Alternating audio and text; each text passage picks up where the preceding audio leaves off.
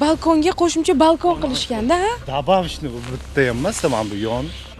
Men to'g'risini aytaymi? Bir qator g'ishini olib tashlagan mana.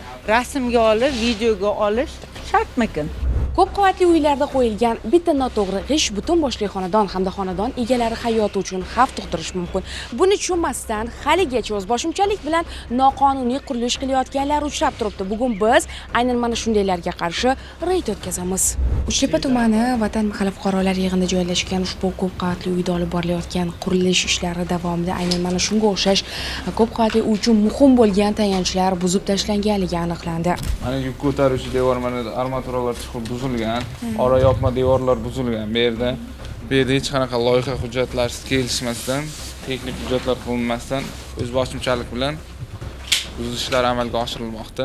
Ko'p kvartirali uy bo'lgani uchun xonadonlarga va aholiga jiddiy zarar yetkazishi mumkin. Men uyimni remont qilyapman. U birinchi etaj zaxlab pastga g'ishlar o'zi to'kilayotgan ekanda. Uni ustidan abo yopishtirib bo'lmaydi-ku. Yangi svej g'ish qo'yaman deb olib tashladim o'rtaga peregorodkalarni. Bu yerda hozir tayanch devori 51 sm bo'lgan. Bu domda bir qator g'ishini olib tashlagan mana. To'siq devorlarni ham o'zboshimchalik bilan olish mumkin. Ma'muriy javobgarlik kodeksining 159-moddasi bilan ma'muriy bayonnoma rasmiylashtirdik. Egasiga bartaraf qilish uchun majburiy ko'rsatma berildi.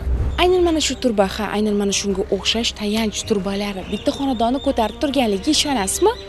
Ishonmaysizmi? Ko'rsating. Xavf fuqarolar o'zboshimchalik bilan xonadonlardan chiqarib, qo'shimcha qurilish qilib olishgan.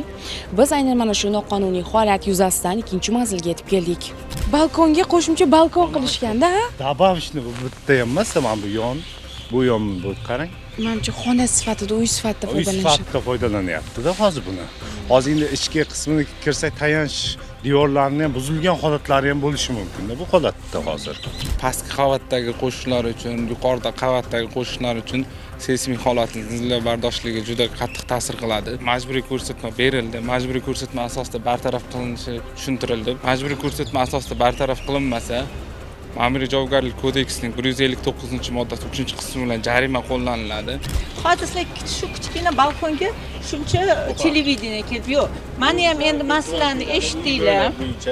Hozirda fuqaro yashayotgan uylar bo'yicha biz gaplashamiz. Xo'p, bu meni qurilishimga sizlar kelib va rasmga olib, videoga olish shartmikin? Xonadoningiz ichiga kirganimiz yo'q.